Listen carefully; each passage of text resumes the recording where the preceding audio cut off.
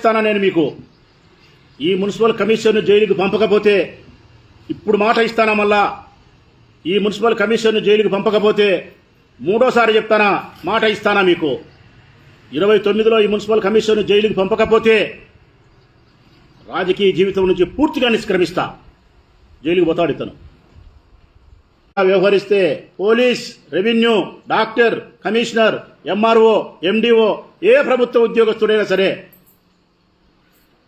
మీరు రాజ్యాంగానికి అంబేద్కర్ రాజ్యాంగానికి విరుద్ధంగా ప్రజాస్వామ్యాన్ని అపహాస్యం చేస్తూ ఈ కొండారెడ్డి లాంటి రాజ్యాంగేతర శక్తులకు మీరు అనుకూలంగా బార్లా తలుపులు తెరిచి గులాములై బానిసలై పనిచేస్తే మిమ్మల్ని జైలుకు పంపి తీరుతా నేను మున్సిపల్ అధికారులతో సమీక్ష చేస్తా ఏం ఆపుతావో ఆపన్నావు కదా ప్రభుత్వ ఆసుపత్రిలో పోయి నేను రిబ్బన్ కట్ చేస్తా మార్కెట్లో పోయి పరిశీలన చేస్తా సీఎం రిలీఫ్ అని చెక్కులు పంచుతా అన్ని పనులు చేస్తా మా నాయన బదులు అంటున్నావు కదా మరి అన్ని పనులు చేసేటప్పుడు అదొకటి కొద్ది ఎందుకు కొండారెడ్డి అసెంబ్లీకి పోనువే చంద్రబాబు నాయుడు గారు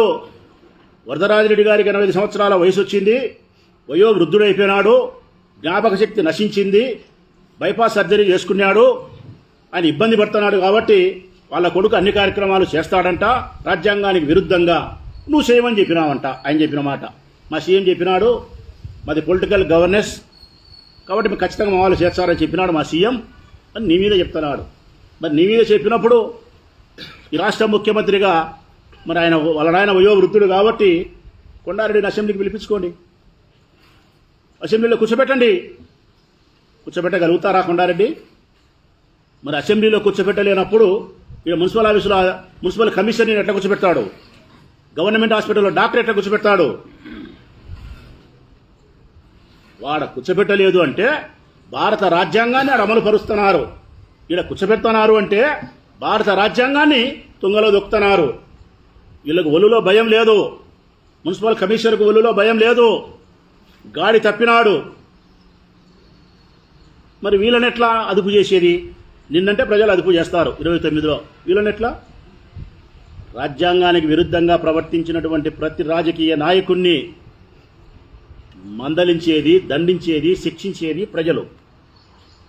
ఏ అధికారులైతే రాజ్యాంగానికి విరుద్ధంగా బార్ల తలుపులు తెరిచి నీలాంటి వ్యక్తులకు స్వాగతం పలుకుతారో ప్రజాస్వామ్యాన్ని అపహాస్యం చేస్తారో ఇట్లాంటి అధికారులను దండించడానికి మందలించడానికి శిక్షించడానికి వైఎస్ఆర్ కాంగ్రెస్ పార్టీ జెండా ఉంటుంది 29లో ఇన్ని ప్రజలు మందలిస్తారు ఈ మున్సిపల్ కమిషన్ లాంటి వ్యక్తులను వైఎస్ఆర్ కాంగ్రెస్ పార్టీ జెండా శిక్షిస్తారు